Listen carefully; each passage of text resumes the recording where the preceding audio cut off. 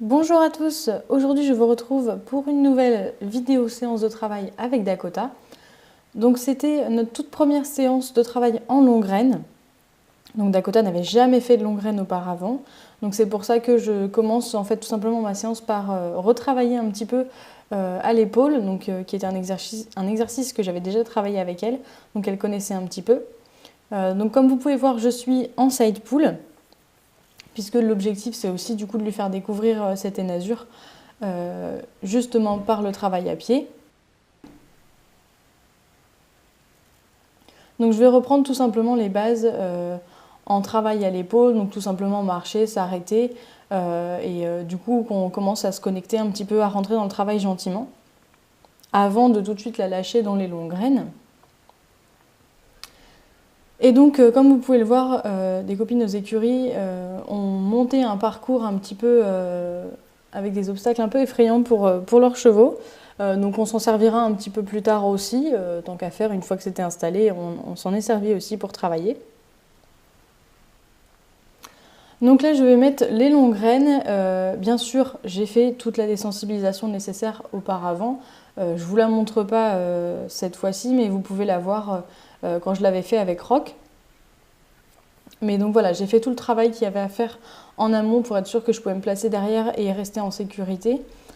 Et là, du coup, tout ce que je vais chercher de la part de Dakota, c'est la marche en avant. Et en fait, c'est la chose la plus dure que j'ai eu à faire avec elle en longue graine. Tout simplement parce que j'ai essayé aussi de pas me mettre trop en renforcement négatif. Je voulais tester, voir si je pouvais uniquement en renforcement positif avoir justement la marche en avant en longue graine. Donc du coup, en fait, ma seule solution pour ne pas utiliser de renforcement négatif, clairement, c'était juste de lui dire marche, de mettre un peu d'énergie et d'espérer qu'elle se mette en avant et récompenser tout de suite si jamais elle le faisait. Là, vous voyez, en fait, ça ne marche pas du tout. Donc bon, j'ai un petit peu abandonné l'idée de faire uniquement renforcement positif. Je mets quand même un petit peu de renforcement négatif. Mais vous voyez qu'avec ma badine, je la touche à peine, en fait.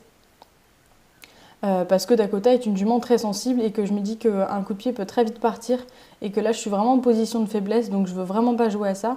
Je préfère prendre le temps qu'il faudra pour qu'elle comprenne que je veux la marche en avant tout simplement, plutôt que de me mettre derrière à lui taper sur le cul assez fort avec la badine et que je risque de me prendre un coup de pied.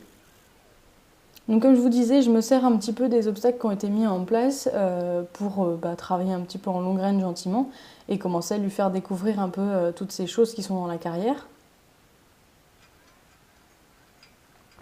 Donc pour cette séance que nous faisons pour la première fois en longue graine, je vais lui demander des choses très simples bien évidemment. Donc pour l'instant juste marcher, avoir la direction et les freins. Donc au niveau de la direction, Dakota est assez réceptive au side pull, ce qui est plutôt une bonne chose. Et pareil au niveau des freins, elle est assez attentive, assez à l'écoute.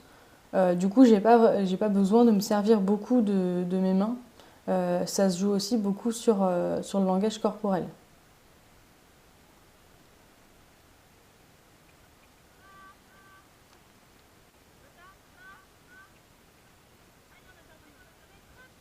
Donc là, vous voyez que la marche en avant n'était pas encore bien acquise.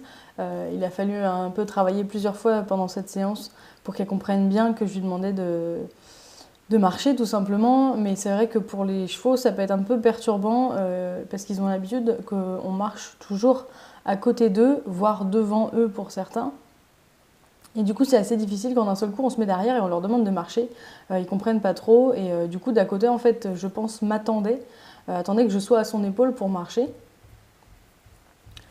Comme ça se passe très bien, du coup, je tente un petit coup de trot et puis après, je vais commencer à travailler un peu sur des cercles où du coup, je vais me décentrer, enfin, je vais plus rester derrière elle, je vais me mettre au centre du cercle et du coup garder les longues graines.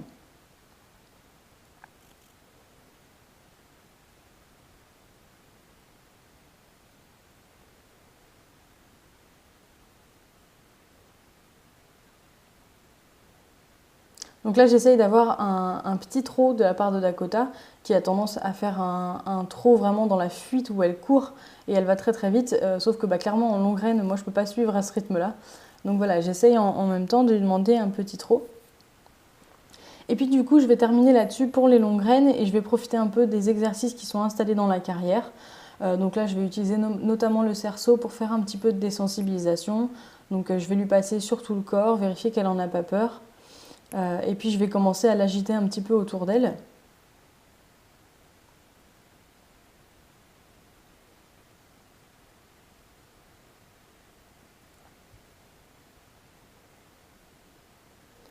Donc Dakota, c'est une jument qui est assez paradoxale parce qu'en général, tout ce que je lui présente et qui est normalement effrayant pour un cheval, comme par exemple là le passage avec les cônes et les frites qu'il faut passer à travers, les bâches, même je l'ai déjà fait passer à travers un bac à bouteilles, sous des barres en hauteur. Enfin bref, quand je l'emmène quelque part, elle a tendance à vraiment passer très facilement et à pas trop se poser de questions.